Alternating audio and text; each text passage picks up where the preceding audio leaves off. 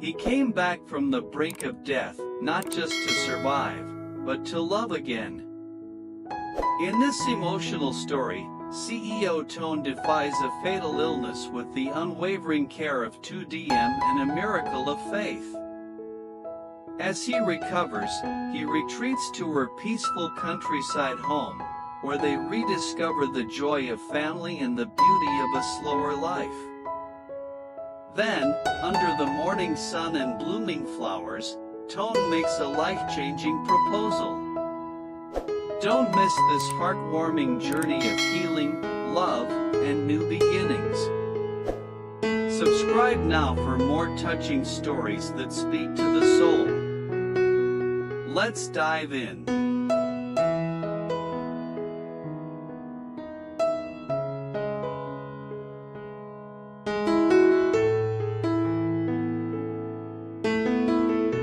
A miracle born of love and faith.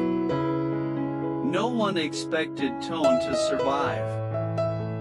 The CEO who once commanded boardrooms with a single glance now lay unconscious in a stark white hospital room, his once powerful frame diminished and still. The diagnosis had come like a storm, rare, aggressive, and with little hope.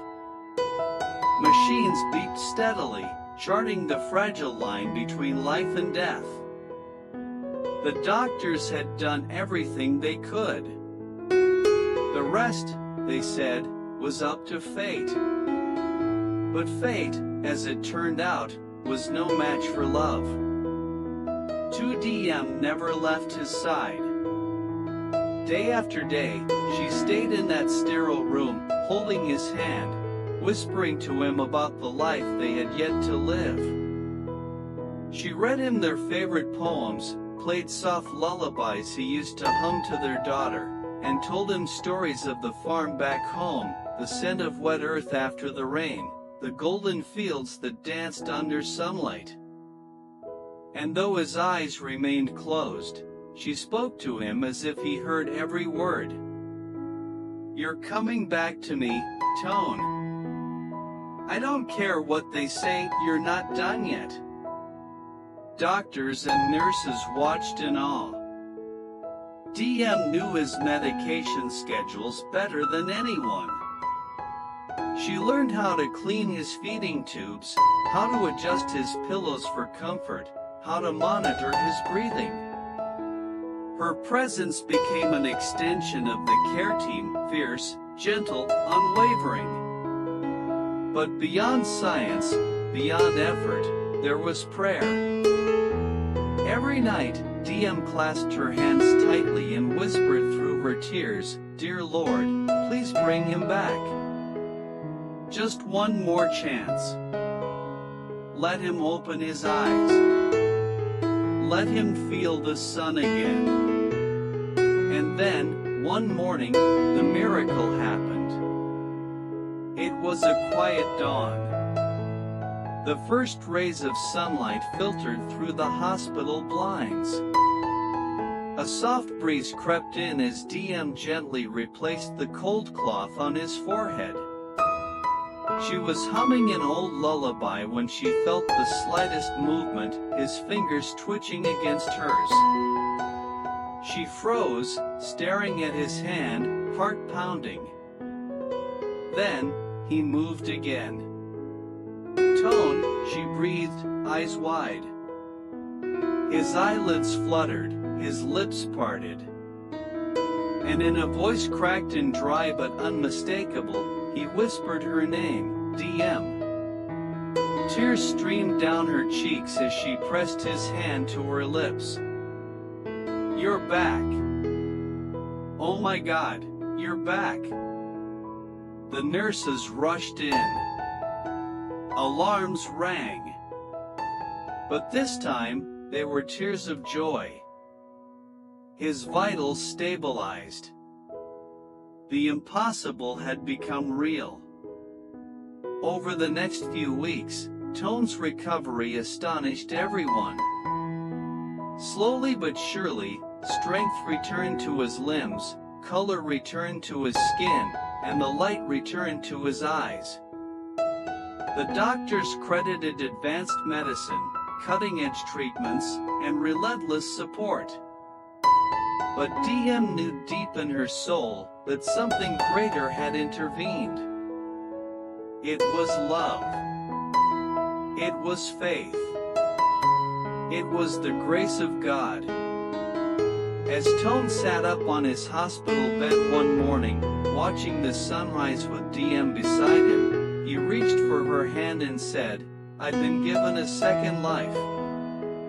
And I know now, it's because you never gave up on me." She smiled through her tears. "Because you're my whole world." In that moment, surrounded by the soft hum of monitors and the golden light of morning, they both knew this wasn't just survival. It was rebirth. And somewhere above, in the silence of heaven, someone had listened.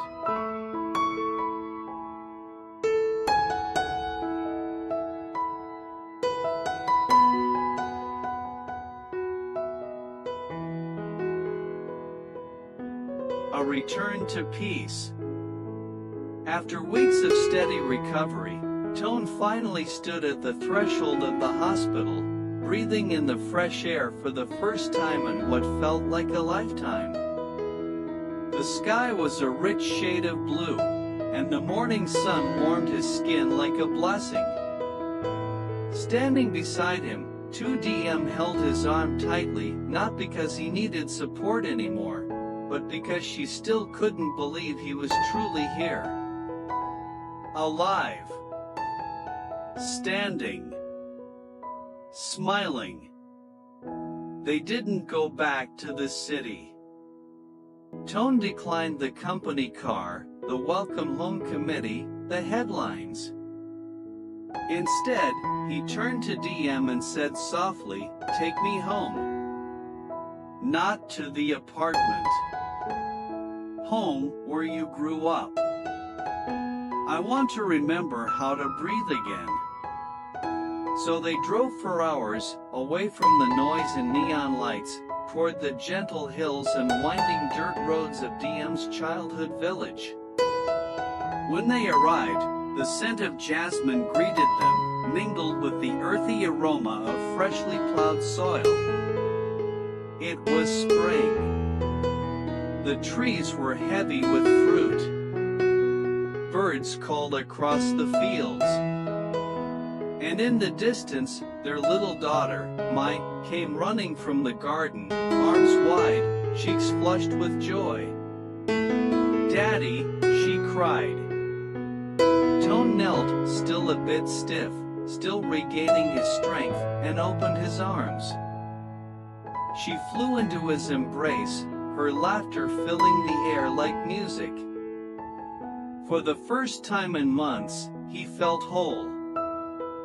The days that followed were slow, gentle, and filled with grace. In the mornings, Toan would sit on the front steps with Mai on his lap, pointing out butterflies and naming clouds. Diem worked in the vegetable garden, her hat shading her from the sun, her smile bright as ever. Occasionally, Toan would help her water the plants, or mend the wooden fence with a quiet satisfaction he'd never known in boardrooms. At noon, they ate simple meals together, fresh vegetables, warm rice, tea with lemongrass. No phones rang. No urgent meetings. Just conversation, laughter, and the sound of the wind rustling the trees. At night, they sat under the stars, wrapped in a soft blanket, watching fireflies dance above the field. Diem would lean her head on his shoulder, and Toan would whisper, "I never want to leave this." And he meant it. In this quiet village, where the days moved like honey and the nights were filled with the chorus of crickets, Toan found something he never realized he'd been missing: balance. For so long, he had chased success, power, achievement. But here, in the softness of DM's arms and the light in my eyes, he rediscovered the meaning of life. One afternoon, as they walked through the orchard hand in hand, DM paused and asked, "Do you miss it? The city? The company?" Toan shook his head slowly. "I used to think that was life. But this is living. And you," he looked at her deeply, "you brought me back to it." DM didn't answer. She just smiled and squeezed his hand. Their hearts were healing. Their family was whole. And in this small pocket of the world, time seemed to pause just long enough for them to catch their breath, to fall in love again, not for the first time, but in a new way. A deeper way. A way born from struggle, gratitude, and grace. And so, Toan stayed. Not because he had to, but because he wanted to. Because in DM's quiet village, surrounded by fields of green and days of golden light, he had found peace.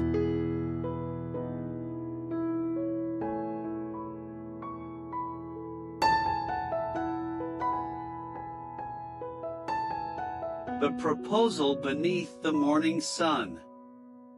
It had been nearly 3 months since Toan came home to the countryside. In that time, the weight of pain had slowly lifted, replaced by the kind of peace that lives in quiet mornings and in the arms of people who love you without condition. He had watched the seasons begin to shift, the lush green of early spring maturing into the golden warmth of early summer.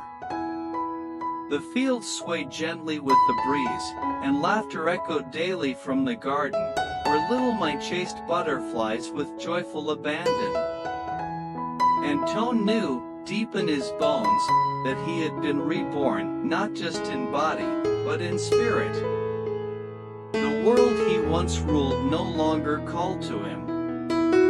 It was here, with 2 DM and Mai, that his soul had truly found its home.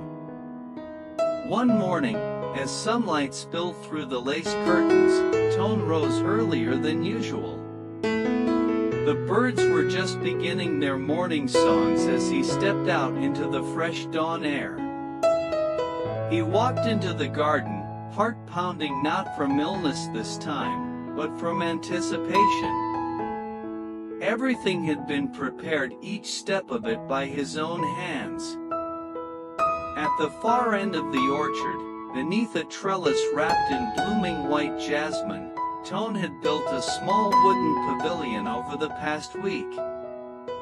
With the help of a local carpenter and a few neighbors who had grown fond of the gentle man from the city, the structure had been raised in quiet secrecy. This morning, he adorned it with wildflowers DM loved, camellias, hydrangeas, and small blue forget-me-nots. On a rustic wooden table, he placed a single velvet box. Then he returned inside and gently woke DM. "Come with me," he whispered. Still wrapped in her light shawl, DM followed him barefoot through the dew-kissed grass, curious but smiling. When they reached the pavilion, her steps slowed. Her eyes widened. "Toan, what is all this?"